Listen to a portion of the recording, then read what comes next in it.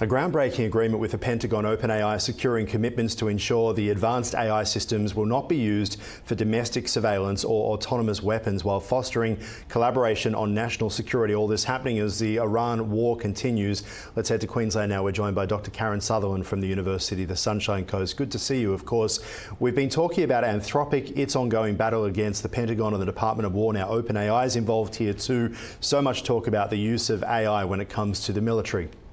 Yeah, indeed. And it's very unclear what's going on here, because clearly Anthropic said, no, we're not going to do that. But then it seemed like OpenAI said, we'll do that, and went forward with this agreement with the US government. However, they've put a press release on their website saying, no, we're not doing that. So it's very unclear, like, why would the US government want to work with them if they weren't doing that? I'm very confused. I'm very confused. Yeah, it is really confusing. But at the same time, we're now hearing from sources within the Department of War and also from Anthropic saying we are actually working with them and our software is being used. Now, obviously, the software could still be used by members of the Department of War and the Pentagon, regardless of whether there's any sort of agreement. But this all sprouted because the Department of War and the Pentagon do not want Anthropic or OpenAI to be putting any limits on how it uses the technology.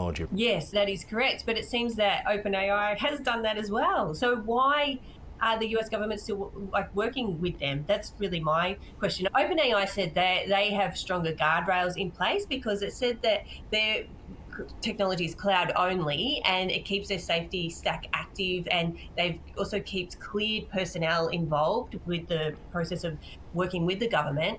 But yeah, I'm still confused. I think there's a lot of ambiguity around what they're actually doing and if there are limits and things like that, because it's not really clear. And it seems OpenAI really came out with this statement after it was started to deluge users, because there was an uproar that they were now going to work with the government and do these things that Anthropic said they would not do. So I'm wondering if it's just to appease and stop losing users. That's a really interesting point. This is now a PR war, right? And similar to Apple's ongoing battle against governments around the world, the big brother governments out there that want access to all of Apple's secret messages that we all send each other. And Apple has said, no, privacy comes first. And they literally fight against a lot of these governments. I'm not sure if they always win, but they at least try and fight. And that has become somewhat of a badge of honor for Apple. I wonder whether that's now happening in the AI space, where they know that no doubt there's a lot of computer engineers who are working for them who don't like the idea of war, who don't want to be involved in this as well. They'll be battling internally, I would imagine. But this is about telling users that our software isn't being used for the wrong reasons. Is that correct? I think so. And there already is a stoush going on between Anthropic and OpenAI. If you saw the Super Bowl commercials with talking about Anthropic and Claude and everything, you will see that they were really dissing OpenAI. So it's interesting that, yeah, this has worked in their favour from a PR perspective, because they've really said these are our boundaries, this is what we're not going to do. And then OpenAI said, we'll do it, but now come out to say, no, we're doing it, but these are the rules we've got in place. So it's interesting how this is really going to play out, and if we will ever really know what these AI platforms are doing with the government and what access they're allowing the government to have with their technology. Yeah, and also there's so many guardrails, right? Like, it's becoming for OpenAI, they're under a lot of criticism, and everyone is watching because they're the new technology on the beat. They're the biggest first to market. Anthropic there as well. There was a story about Kyle and Jackie O, the radio duo in Australia, splitting. I put a picture into ChatGPT yesterday and said, could you change this image so that it looks like there's a split in the middle? And it said, no, I cannot do that. And the frustration I had is, hang on, I can do that in Canva, exactly, but OpenAI won't. And you wonder whether they're now in a situation where they're just being so drastically careful because they're under the microscope. Maybe, but they also need a lot of money, because this is why they've decided to start advertising to free users of the platform and lower tiered users of the platform when they open this new lower tier of subscription, because they're giving a lot of their technology away for free, and there are way more free users than there are paying subscribers. So I'm wondering if maybe they might be swayed by the government if the price they're offering to use their technology in the ways that they want to is high enough.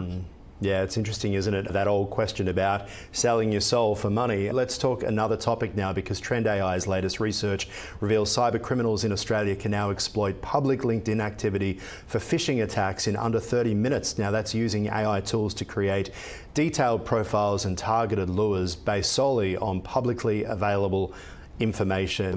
Dr. Karen Sutherland, talk to us about how has AI impacted the speed of reconnaissance for cyber criminals using LinkedIn?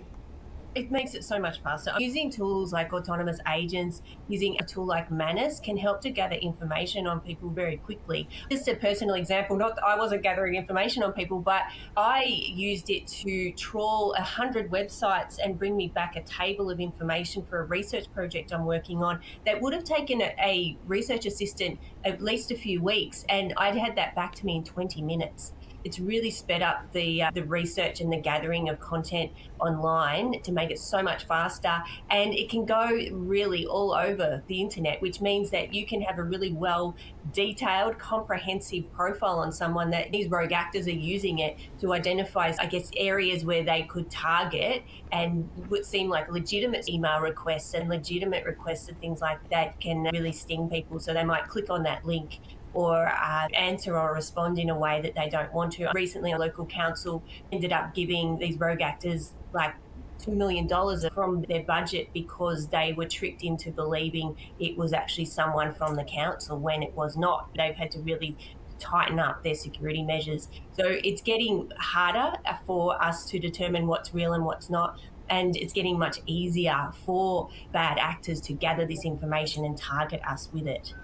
Yeah, it's fascinating to watch, isn't it? And we put so much data on LinkedIn, obviously, which then gives away if anyone wants to be able to target us. We're also being warned now throughout everything happening in Iran there that we can expect more of these cyber attacks from the Iranians hitting us as well. Talk to us about that publicly available LinkedIn data, how it can actually be used for phishing attacks. Go into a bit more detail there. Basically, what it can do is that they then learn about who you're connected with on your team, who might even be asking you for a legitimate request, and then they try and actually replicate or pose as that person.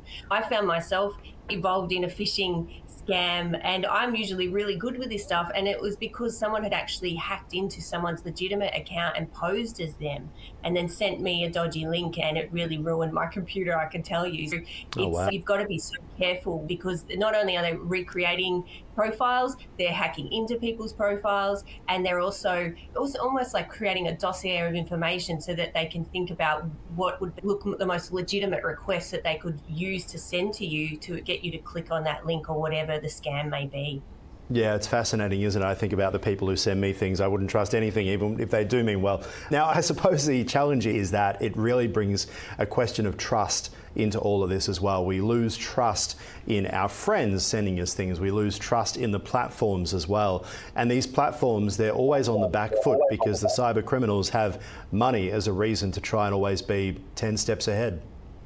Absolutely, and they're getting so much better now at, even with email addresses, is making it look like it is from that person as well. And we've seen this in bank scams and things like that. So the best thing you can do is actually ring that person. If you already have their phone number, call them. Don't call the number in the email. Call the person and double check, because really that's one of the best ways to do it. But people have been scammed with like even Zoom meetings where they thought they were in there with someone, but it was a deep fake of someone. So it's getting really scary really quickly. All right, we'll leave it there for now. And Dr. Karen Sutherland, appreciate your insights as always. Thank you.